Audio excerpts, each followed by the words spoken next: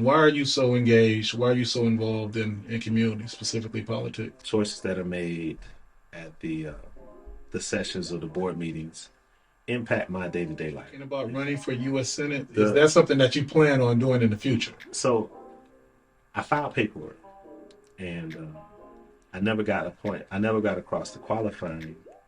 This is for lieutenant governor and U.S. Senate, primarily because I felt like I couldn't compete, not ethically, mentally, psychologically, socially, X, Y, Z. It was financial. I will say, I am running for Public Service Commission District 5 in 24. Really? I say, yeah. So you were making that announcement today. Yeah, I guess so.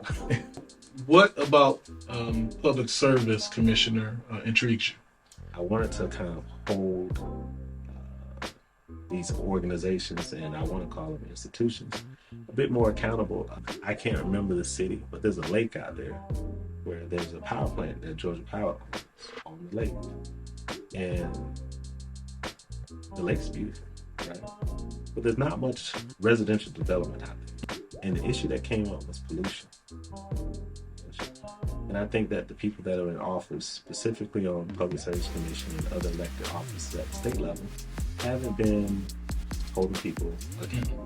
Seems to be a lot of apathy when it comes to this upcoming election. There seems to be no excitement. I remember I shared some numbers, and I was like less than, I would say between 30 and 40% turnout. That's high.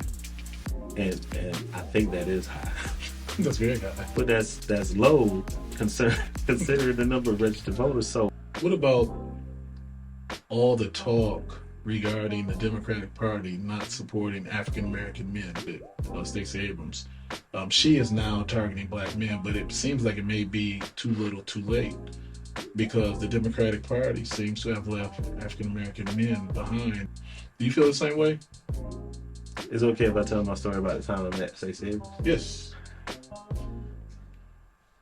So we were at the Georgia Freight Depot, and we were expected to speak. And at the time, I was running for lieutenant governor, and so I sat down at the front row, right? Some of the other candidates hadn't shown up yet, and so Stacey comes over and she asks me, "Hey, are you a reporter?" I said, "No, I'm a lieutenant governor." And she was, a little bit set back. And I guess it's kind of like when people feel like they're asked if they are a role subordinate to or lower than, not necessarily lower, but not necessarily at the same level as what they're, entitled or titled. And it's like, well, why couldn't I be, something else? Why would I be a reporter? By the Republican Party over the last number of years to reach out to African American males at the university level. They recognized that there was a disconnect between African American males and the Democratic Party. So they only need a couple of percentage points of us to support them to stay in power. And so they've been smart. The Republican Party has been successful in that regard because regardless of how wild of a claim or promise may be, they get it done. The Democratic Party were to make claims, promises, whatever it might be, stick to it and communicate. That's just one issue. That is just one issue. There's no legislation that helps the African American community. So when all that stuff starts to pile up, it makes you start to think, is the Democratic Party really for African Americans? And what really made the light go on in my head when I was running for state office, I was talking to a political strategist. He wasn't African American, but I was talking to a political strategist out of Washington, D.C. And this particular strategist told me, don't be concerned about African American males, only call on black women. And I thought to myself, black men votes. So that kind of hit me in a different way. It made me start really thinking and evaluating if the Democratic Party is the way to go. I know the Republican Party isn't, but some of the policies I definitely agree with. But until I see that there is an organization supporting our community, supporting African American male agendas, I'm gonna keep my options open. what would be two issues that the Democratic Party could do a better job of that reach or fall into kind of the interests of African Americans? Well, I can tell you when I look back at the shooting with Asian clinics, they immediately came out with a bill that supported Asians. There have been shootings of African American men for years, and yet nothing has happened. We can give billions of dollars to Ukraine, but Democratic leadership, they're making no noise regarding supporting reparations. The John Lewis bill, voting rights bill. Nobody's pushing for it. I don't see any senators pushing for it. That is a major issue. It has John Lewis's name on it.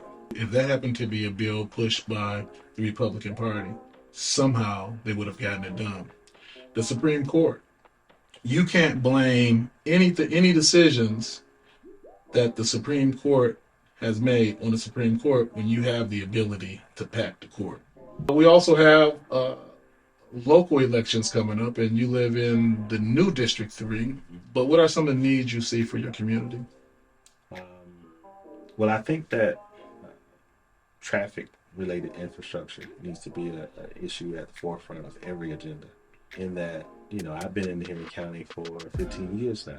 I don't see anything significant other than roundabouts, which aren't necessarily a bad thing. In terms of some of the major thoroughfares like Jonesboro Road, 155, 138, 20. We need some alternates. Have you seen anybody fighting for that? No. So not at the forefront. I did see where there was a DOT project that was proposed for widening Jonesboro Road, but I believe the chairwoman at the time, I can't remember her name. She I don't know how this happened, but she pretty much made a decision that it would be pushed back to 2030. Well, there are a number of roads, especially down in your particular area, they're state routes. So those roads are state funded. The local roads are the county funded roads, but the county does work with the state to get those major roads funded.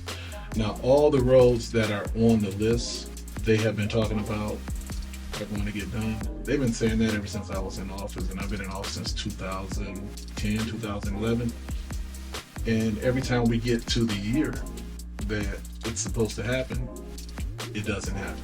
They push it out to 2030, to 2040, to 2050. They reallocate those funds to other areas that have a stronger advocacy at the state level.